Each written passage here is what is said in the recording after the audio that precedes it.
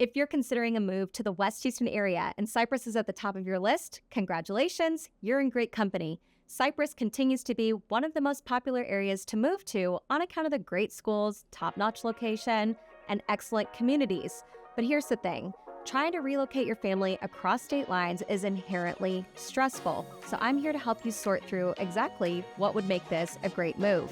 Fortunately for you, you're in the right place. As someone who's helped hundreds of people find their home on the West Side, I can speak firsthand about the challenges buyers have had and help you sidestep some common mistakes. Hi, I'm Carolyn Bauerschlag, a local real estate agent helping people just like you relocate from all over the country right to our great city. And if you're considering a move to the West Houston side, I would love to add you to our client family. One of the most common mistakes or regrets that I'll hear from people who've moved to Cypress is they didn't fully appreciate the burden of property taxes and HOA dues. Now, this one's kind of sneaky, right? You know what your property tax rate's going to be. You know what your annual dues are likely going to be. But in Cypress, like in Bridgeland in particular, those dues can really start to feel like a yoke on your neck. Now, in most communities in the suburbs of Houston, we have municipal utility districts. Those are the ones that are responsible for providing your water, your sewer, your trash services. And in general, as communities age, those MUD tax rates come down. But in Cypress, or in Bridgeland in particular, they really haven't. So if you live in Bridgeland, you might experience a tax rate that's somewhere between 3 to 3.25%. And that can get really burdensome very quickly. You might be looking at a $20,000 or $22,000 tax bill for what feels kind of like a median or average case house in the area. So if that's not something that you want to plan for all the time, you really need to pay attention specifically to the tax rate in the neighborhood that you're buying in before you ever close. Now, another issue that we hear people cite a lot in Cypress is that, yes, these communities are truly gorgeous, but they come with higher HOA dues. And it's not just the annual dues, which you know about for sure. It can also be things that are called capitalization fees or foundation fees. And as a career realtor, I can tell you with certainty that Cypress carries some of the highest that I've seen across the entire West Side. Now, in Bridgeland, to keep going with that particular neighborhood, they're not as bad as some others, but they charge something called a foundation fee or a capitalization fee on the way in, equal to about 0.5% of the cost of the home. Now, on a $600,000 home, you're going to hand over $3,000 one time just for the privilege of buying into the neighborhood. Yes, your annual dues might be only $1,200, $1,400, depending on which section you're in, but $3,000 is a large chunk of change to hand over if you didn't plan for it. And Town Lake is even worse. Now, Town Lake is directly adjacent to Bridgeland, and they offer all of these beautiful waterways, right? Like Town Lake.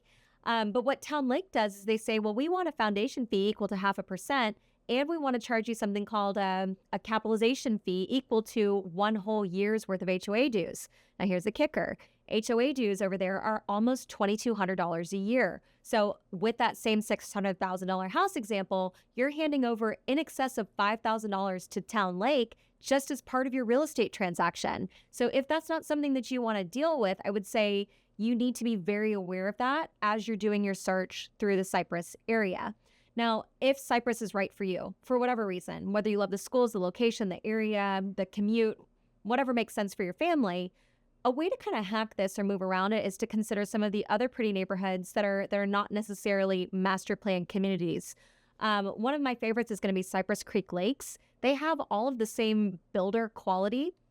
They have wide lots. They have beautiful greenery, waterways, everything that you would expect in a lovely development. But the tax rate over there is only like 2.36%, which is a far cry from 3.25, right? Like that's a whole percentage point off of your property tax burden. And their HOA dues are also pretty calm too. Right now in 2026, the Cypress Creek Lake HOA is just under $1,000 for the year. So if that's something that's a little bit more palatable for you, that's probably the avenue that I would go. Now, another mistake or regret that I hear from people living in Cypress is that they didn't fully appreciate or understand what the traffic was going to be like. And this is a very innocent mistake. And this is why I encourage folks, before you ever really start your actual house hunt, you need to come to the area that you want to move to and drive it, right? So if you look at a map and you look at Cypress, it doesn't really feel like or look like you're going to have to move very far to get where you're going. But the number of lights on the major arteries that connect you to giant highways can really be cumbersome. So I'm talking about Greenhouse, Mason Road, Fry Road, All of these thoroughfares that connect to the major highways can be littered with lights where you will sit there for several minutes per light cycle. So what looks like a 2 or 3 mile commute could very easily be a 10 to 15 minute adventure, which would be deeply irritating if you were trying to get to the freeway every single day and night, right? So what I want every client to do before they move to this area is really understand like what it feels like to try to get where you're going, to your grocery store, to dance lessons, to tutoring, to football practice, to the highway, so that you can actually enjoy and live in the area that you're in. Another thing that people don't know to do, which is why you have your friendly neighborhood realtor, is to check something called TxDOT. That's going to be the Texas Department of Transportation. They will tell you where all of the major construction is coming down the pike. And one major project that's coming that you would need to know about if you lived in Cypress is that the Grand Parkway, or 99, is going to be expanded from I-10 up to 290. That project is supposed to start sometime in 2026. It's July, hasn't done it yet. But once it starts, it's going to be several years while they work on the expansion of this toll portion of the road. So what's difficult about that is that the toll by itself, I think, is irritating, and now you can pay for the privilege to sit in more traffic. So if you are moving to Cypress, please be aware that if you are depending on 99 as a major avenue for you to get where you're going, it's probably going to be backed up for a while. Now, a third mistake or regret that I have from people living in Cypress, Texas, is that they didn't properly account for hidden costs. Now, this kind of goes hand in hand with what I just mentioned with 99. That's one of them, is that if you're living in Cypress and you want to go somewhere fast or more efficiently, you might want to get on the Grand Parkway. You might also want to get onto 290. 290 has managed toll roads when you're trying to get in towards the inner loop, or 610, right? And what those tolls do is they add up quickly. Now, these toll tag folks are smart, right? Like, you don't ever swipe a credit card. You're not throwing change in a booth. You're getting charged $40 at a time. And if you're only doing that occasionally, maybe you don't notice or feel the pinch of $40 twice a month. But if what you're doing is racking up several dollars worth of tolls a day, you can very easily blow through $40 a week. Now, if you have 2 drivers, that can become very significant very quickly to your overall household budget. Now, another thing that people don't fully account for, especially when they're relocating from out of state, is they don't fully understand the way that climate impacts Houston, Texas. Now, everyone knows that it's hot, right? But people don't fully understand that it's humid. So when you're in Houston, that humidity can really seep into your house, which means you need to run that AC. So even if you like it at 75 degrees, which to me sounds like a crime in your household, but even if you like it warmer, you still need to run that AC so that it's not getting too humid in your home. What that translates to is, of course, extra usage of your electricity. So very quickly, for people with 2 AC units on their home, even for something that's energy efficient, in summer months, you can top $300 pretty fast on your energy bill. Now, I would say most folks will say in an energy efficient home with double pane windows and radiant barrier and decent AC systems, they're going to have like $180 a month. But I would say definitely be aware that it's going to get higher than that in your peak cooling months. Now, another mistake or regret that I've heard people talk about who are residents of or Cypress, really, is that the school district has gone through some pretty significant growing pains. Now, this isn't really the fault of Cypher. It's not the fault of KDISD nearby. It's not the fault of Lamar Consolidated south of us. There's some very significant challenges that have happened in the Texas education system as a result of the chief villain of Texas called Governor Abbott. Now, none of us really understand why he's waged a war on public education. But for many of the last years, the Texas legislature and the governor have been kind of defunding public schools that are even high performers. And I don't want to be dramatic, but what I'm trying to articulate is that a well-funded, perfectly oiled machine that is attractive to lots of residents has lost funding due to no fault of its own. It's some agenda that's being run out of Austin that none of us really understand. So the way that this manifested in Cypher particularly is that a couple years ago, they were balancing their budget due to these budget shortfalls from the state. And they had to make some very significant decisions on how they were going to get right. And what they had to do is they had to cut bus service. Now, Cypher has a student population of about 115,000 people in 2025-ish. And they had to cut bus service for 30,000 kids, or roughly 25%. Now, what does that mean for you as a parent?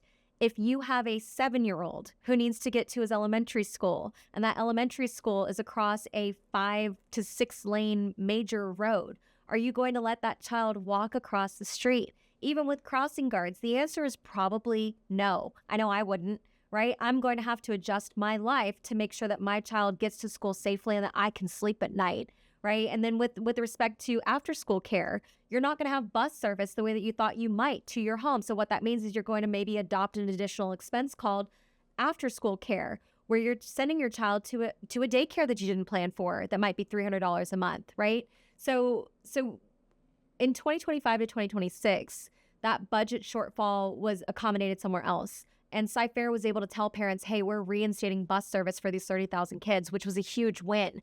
But I bring this up because it's very likely to happen again. We don't know what's going to come out of Austin, and we don't know how each individual school district is going to respond to receiving reduced state funding.